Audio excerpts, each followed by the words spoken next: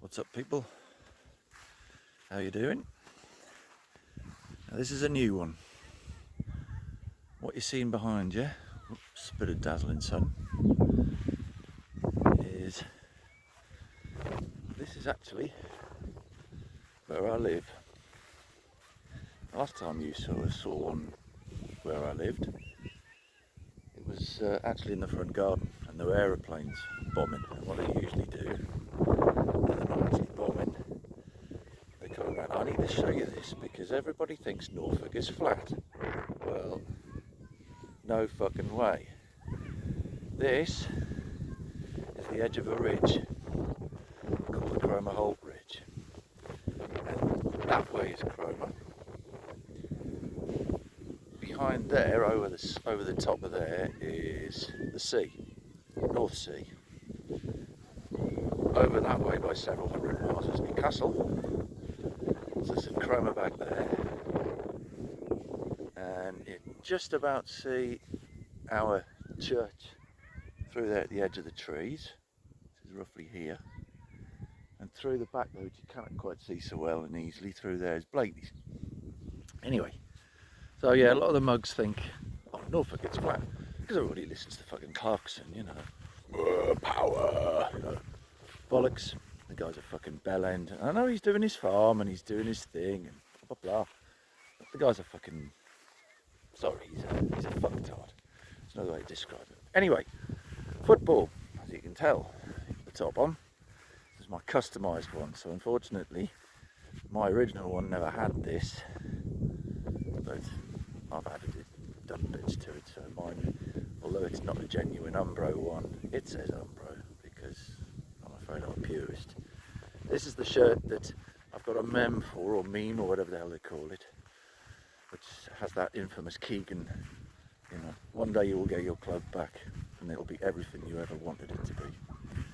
Well, I think this season, and there we go, look, as we talk about Keegan, in the background there we get this kind of moment there. It's messianic, whatever you want to call it. The sun and the beams coming through there, you know. Bobby Robson, actually, bless him. It's Bobby, and I know I'm sorry I get a bit silly there all of a sudden. I'm just thinking, I hope he's watched this season. And so, yep, I'd have done that, you know, because he was always happy with second and third. He had to be with bloody Ipswich. And I never saw the significance because, of course, in those days my dad was always got to be Liverpool. It's Liverpool. So. Only because, of course, they've said to me, if you'd grown up starting as a magpie, he says, you'd have been miserable your whole bloody life. You got to experience success as a football fan, and then you got to experience the bit of disappointment. And you know, people know me, and stuff. You know, people know me from when I was sort of 10 as being a Liverpool fan, but I stopped bothering because they just got boring to watch. So I'd been a Newcastle fan from the age of 10 as me team to follow, but you know, stick with Liverpool. And this is why I just thought to myself, no, fuck it, I'd rather be with Newcastle. It's more interesting, and it always has been, and I think it will continue to be bloody interesting, you know. But people say to me sometimes, you know, why have you never thought about moving? I've had a few people say to me, why don't you move up there? And I'm thinking, it's difficult. Would I like it up there? But I'm afraid I sort of see going up to the northeast as being, it's a pleasure, but I don't, you know, I don't want to get too sort of, it's a pleasure that I want to keep nice. You know, when you can have, say you got a nice box of chocolates or something, or you've got a nice thing you can go back and have every now and then. Well, that's what I get when I go to Tyneside. I get that pleasure of enjoying a bit of, like eating a bit of food you haven't eaten in a while. Oh, I fancy that. I haven't had do you know what? I haven't had a Chinese in, 6 weeks, blah, blah, blah. Well, going up to Tyneside's feeling like having a nice meal treat, which you wouldn't get. You know, down here is the bread and butter, and it is. And you can see yourselves, look, I mean, I know it's not quite Northumberland, there's no Cheviot Hills, but me and the missus, I mean, you just got the swish of the field. Do you know what? There isn't a single fucking car siren. There's not one fucking fire engine, an ambulance, some plod. They haven't got a fucking eye in the sky. But you know, I'll tell you what, the helicopters around here, I was, whoa, what's that? You know, it'll be the air ambulance. If it's anything at all. Most of the time the choppers are going over here to the bloody rigs in the middle of the sea there. So this place is just, if you don't fucking notice it, it'll disappear on this side, you know. And it is a beautiful. It's hidden as well. It says it's the hidden gem. Just don't try and tell every fucker it's here because it no longer becomes hidden. Every bugger wants to come. I mean, come over the back there. I think it's roughly up there. There's some caravans at the weekend. Cyclists, tourists, fucking this, that, piss off. You know, it's lovely to have people who love coming to visit. You know, very nice to come for off. You know, it's got a whole bloody week like that because it's half term and it's the only time that the parents can take their kids out of school. Blah, blah, blah, blah, blah. But anyway, for the second time at running, and I'm busy rambling on onto a typical tangent. Footy. What a season. Has it been, or has it not been, one of the most incredible seasons? And I think it's been a whoosh, and then it's been a whoosh, and it's been an up, and it's been a down. We had a few downers, but you know what I think? We've had a few situations where I thought, Christ will not, and then I've been surprised. And I mean, nothing can epitomise it quite like that Tottenham first half. You know, I've never ever seen us, obviously, I've made the comparison to us being 6-0 up against Leicester in that final game of 92. Keegan had finally took us back to the Premier. Well, he'd taken us to the Premier. This was our very first, which is our last ever game, having been dwindled away in the second division for a number of years, because after that we went back into the Championship. We left Division 1 forever. That's the weirdest way you look at it, you know. Keegan had done what nobody had expected him to do, and I think Howe has gone on a similar tangent, but I don't think Eddie is going to do what Keegan wanted to do. Keegan took it too far. I always think, you know, there was the £15 million that was Shearer brought in. We spunk money on a lot of bad players after Shearer, which up until then we hadn't done. You know, we'd spent wisely. John Hall once questioned Keegan and said, Kevin, do you really want to buy him? Blah, blah. He's like, yeah, but is he not a bit long in the tooth? John Hall admitted months into that, after signing Peter Beardsley, that he said, I should have shut my mouth and just left Kevin to do it. That was, of course, the last time that John Hall ever questioned any of Keegan's signings, and I'm afraid there were people like Darren Peacock, wasn't that good. You know, I can think of other ones. You know, there were some of the mistakes he made. He should never have sold Darren Huckabee. He was a 17-year-old, or whatever the hell he was. He was a youngster who was at Lincoln City, and we let him go. And then we go and buy Craig Bellamy, who's realistically what Huckabee was, that we had for nothing.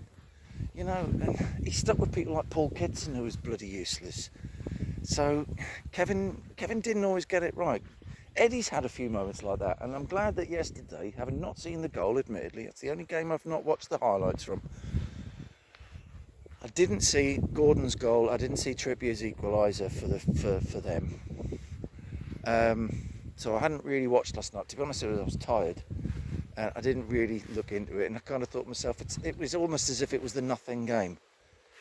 By this point, we realised that, you know, fourth place has become our. That's where we're going to be stuck with now, because, you know, the Scumchester United FC have.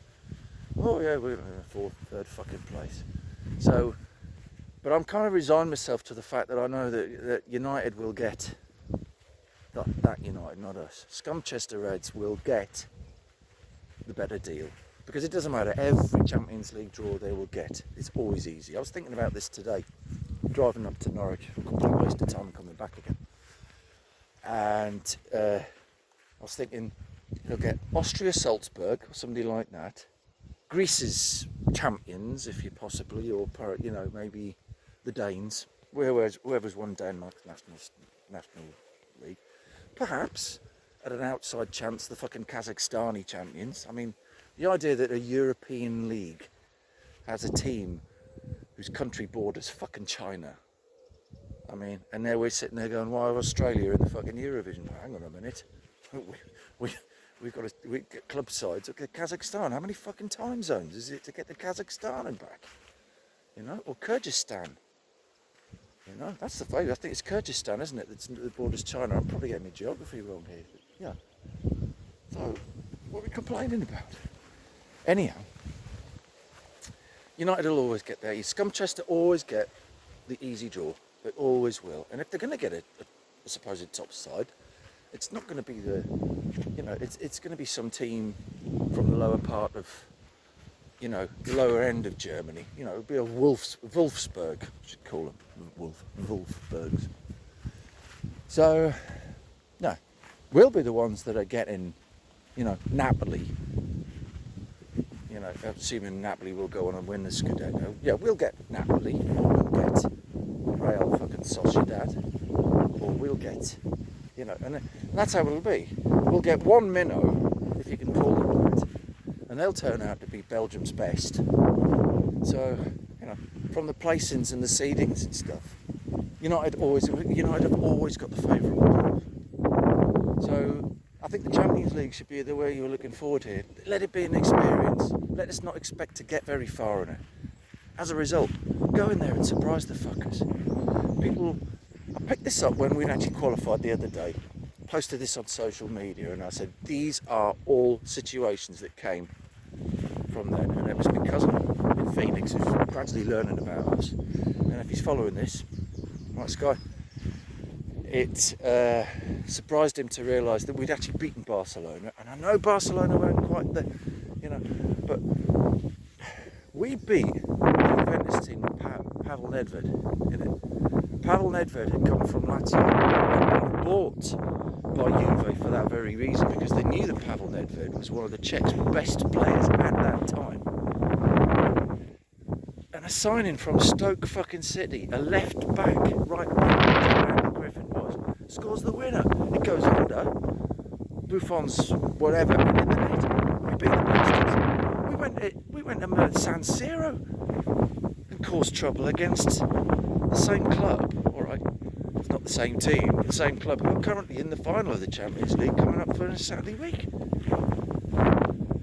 So, let's not fucking forget that all those times we've done the Champions League and everything, we've got in there and we got the fucking boot in where it needed to. So let's not slate ourselves. On the other hand, let's not, you know, to quote Winston, well, let's not get sucking each other's dicks quite yet.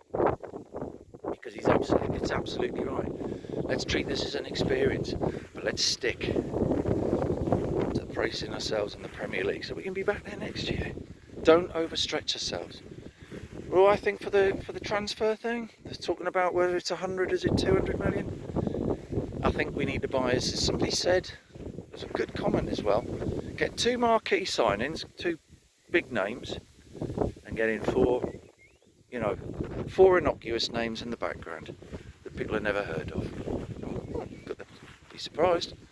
Hey, whatever's one person's fodder's another person's meat. So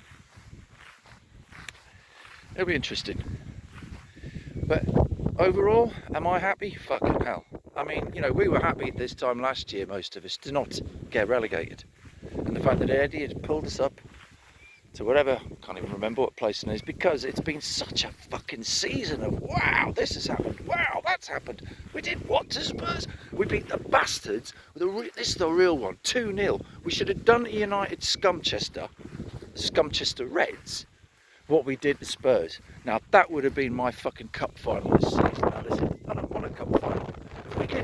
If we gave Scumchester Reds a 7 or 8 hiding, that for me, I'd forget any cup, because you want to be able to turn around and say this year after year, season after season. Do you know what we did to you? Hey, they only beat us in a cup final because we didn't turn up at Wembley. They haven't beaten us the rest of this season. You know, they couldn't beat us at Old Trafford. And we fucking schooled them in our own backyard, and we could have had a fucking handful against them. You know, I mean, in a way, the Cockney Flash artists for Tottenham, yeah, they really did get a good hammering. But ho hum, they've learned their lesson. You know, whether they sell Kane or not, I don't know. I don't want us to take him though. I really don't. I really don't want to see Kane come and join us. Much as everyone's saying, oh, wouldn't it be?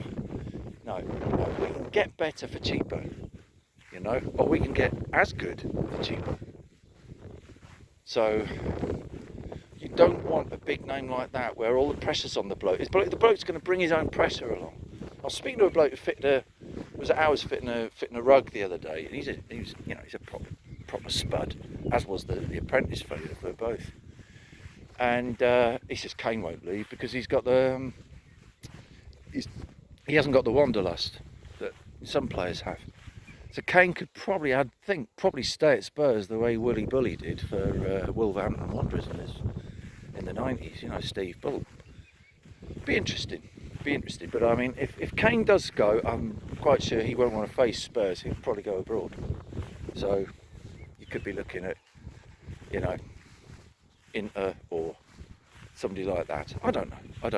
Depends whether his missus wants to go on holiday or not. But if they're happy in London, they're going to stay in London. He'll stay at Spurs. But he'll be a mug because he'll ruin his career. If Kane stays at Tottenham, he'll fuck his career up. But you know, he's playing for Tottenham, he's playing for England, blah blah blah. You know.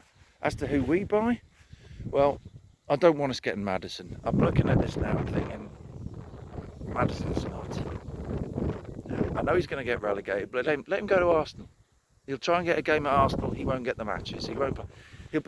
He'll do what Mahrez has done at City. He'll just turn up now and again, feature for some games, but he's earning the money and he's turning up and he's having to do the bare minimum for a large sum of money. That's how they've become. It's the way the agents train these blokes. They train their mindset.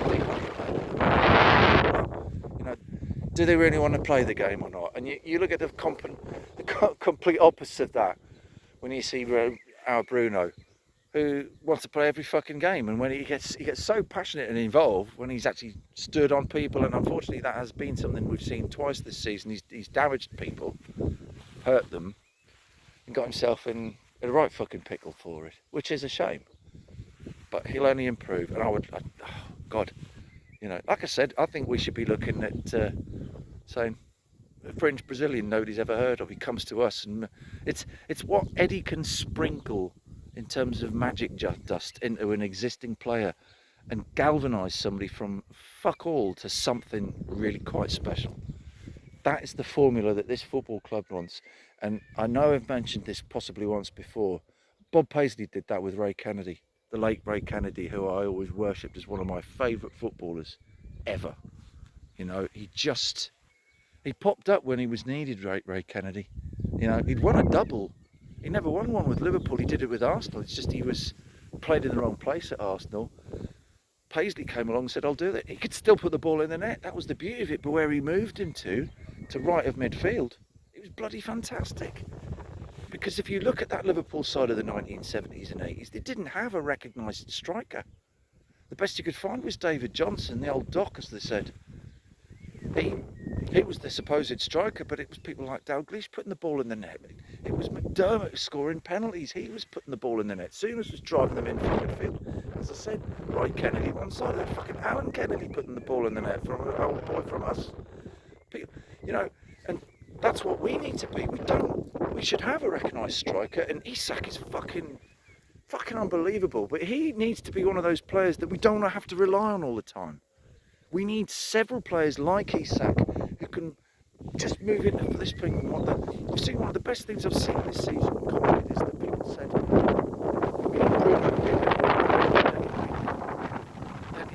then put him out the back, covering across. He's sweeping around in front of Shah, in front of Botman shouldn't have to keep struggling forward and stuff. He should be coming back, blah blah blah blah. He stays at the back. brings the ball forward. Alan Hansen did that once. I was watching an old game the other day, and Alan Hansen for Liverpool. But I'm making this comparison because this was a team that, with the exception of the FA Cup, had won every fucking trophy.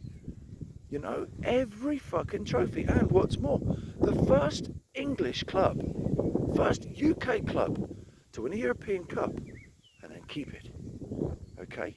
Because Cloughy emulated that story. He's emulated that formula. In fact, Cloughy won the European Cup on the back of one league championship, because he then won the European Cup, he defended it successfully, kept it again, and he only lost it when Liverpool won the fucker back in '81. And the whole point I'm getting at here is the comparison between the two. When you've got a certain number of players who can keep doing those things, you know, Trevor Francis popping up for Brian Clough. Brian Clough didn't have a recognised striker. When he did have one, he lost his edge. He sold him to Manchester United. Bertels was fucking hopeless, you know. In fact, Cloughy saw shit strikers coming on. If they turned shit, he'd sell them to Man U. That's exactly what he used to do with them. You know, any crap player. Oh yeah, Ron Atkinson came along with a whacking great big cheque, but lovely job. Eddie can do that with the Liverpool, with our team, and I think he can create wonders with the shoestring, and that's what I love about it, because it's the ultimate fuck you, all of you bastards sitting there, blood money this, blood money that. Really? Okay, answer me this question: if we've used blood money, then how comes half a dozen, maybe 6 or 7 of that fucking squad, okay, that are regularly picked are Steve Bruce players? You know, Steve Bruce couldn't do shit with them. Eddie Howe's got Fabian Schär putting the ball on Joe Linton's foot. Joe Linton's picking it down with one shot. These are 2 players worked under Steve Bruce, and under Eddie Howe, Schär is setting up a goal against Tottenham. Joe Linton's brought it down with one boot, pushed it across, 3 touch. It's like 1 touch, 2 touches, smash. Couldn't do that under Bruce. End of story. So, if you want that as your argument, there's your fucking argument. Blood money my arse. Alright? End of story. So yes, I've gone on a bit longer. Where are we? Ooh, fucking hell, I've blabbered. But then it is the close of the season, and I don't suppose you're going to hear too many more from me this season. We've just got the Scumchester play their supposed neighbours in the cup final next weekend. Good luck to Hammers with Fiorentina. In fact, as clubs go, I like both those clubs. Whoever wins that one, going to be a happy man. But it'll be nice. It'll be lovely for Moyes to be able to say, I won a European trophy. You know, all the ridiculing he got when he'd taken on the reins after Fergie. He had the most impossible shoes to fucking fill. And Fergie's sitting there in the stands when Moyes was in trouble. You know, he's, 1 minute he's giving Moyes his endorsement, next minute he's having a fucking old laugh and chuckle up there in the stands while Manchester United are getting a panning. I'm thinking, well, you're a bit of a cunt then, aren't you, hey? Yeah, it's alright, Fergie, he's only interested in his horse racing, isn't he, you know. Fucking wanker. So, you know, and Michael Owen again, another horse racing wanker. You know, and I'm pretty sure that Steve Bruce is a bit of a horse racing wanker, because I think he, as far as I gather, he likes a flutter. Like a few of them fucking do. Got nothing better to do with his money. Everyone's saying, where's the payoff money? Blah blah blah. Bruce hasn't banked any of that. Bastard's gone. Can you imagine? Whatever, was it 8 million? It's spunked, man. I should think Bruce is into West Brom money now. So hasn't got a fucking clue. He's either sticking it down his neck as pies, or he's putting it down on the. He's on the slots, or he's on the old GGs, whatever. The arsehole. So yes, anyway, what else can I say? If you've been following these, thank you very much. I shall bid you fond farewell, all the way from Bonnie Cly, as we would call it. And if you're wondering how it is, it's in the Norfolk coast, Cley-Next-The-Sea. My little particular bit where I live in just down here is called Newgate, whatever. I call it Newgate because we've got a street called Newgate in Newcastle. Clay. Sorry, when we were kids we call it Cley-Next-The-Sea. No, but it's a pretty little part of the world. If you're going to come down, please don't come down in great droves. We love our little village, just nice and quiet as it is. Oh, and there's a bit of a hoo-ha. I got my missus was about it the other day. Just along here, I think it might be there, there's a grey lump, which further along as you get to there, they've told him to pull the bugger down because he shouldn't have built it. Not the way he's decided to build it, it's too tall. Personally, if I'd been him, the amount of money he's now going to have to spend pulling it down and then rebuilding it the way he was supposed to, it'd be better off digging a hole and putting the fucking building in the ground, you know. Anyway, but that's the trouble when you've got the, you know, and I know I'm an incomer, but I've lived in Norfolk for nigh on nearly 40 years. It'll be, end of next year will be 40 years I've lived in Norfolk. He's having to rebuild this horrible, yeah, there it is. See that fucking thing? Chap called Spiegel, and he's had that built, and then the authority had said, you built it wrong, mate, you know, you didn't do what we told you to do. And there's all these people locally that are, oh yeah, is it, blah blah blah. Well, it all comes down to the fact that if you ignore the authorities, they'll come back and bite your ass one day. So yes, and as you can see, it's jutting up over the top of the other house. Bloody horrible thing, you know. And it's because you're coming up a road, and this horrible bloody. Some people have said it looks like a prison. I'm thinking, well, that's good luck on him if he wants it. What he should have done was said, you know what, I'm going to put up such a big facade, no fucker can see it. He should have had 12-foot high gates, or better still, just relocated the thing off the road where no bugger could see it, and nobody would have bleated a word. But isn't it funny? You got people, you know, people with money would want to be insular and keep the things, and all he's done is advertise. He might as well say, "I live here." Yeah. But sorry, but if you live in an innocuous little house, and I'm in one of them fellas down here, down over there, you can't complain. It's a pretty house.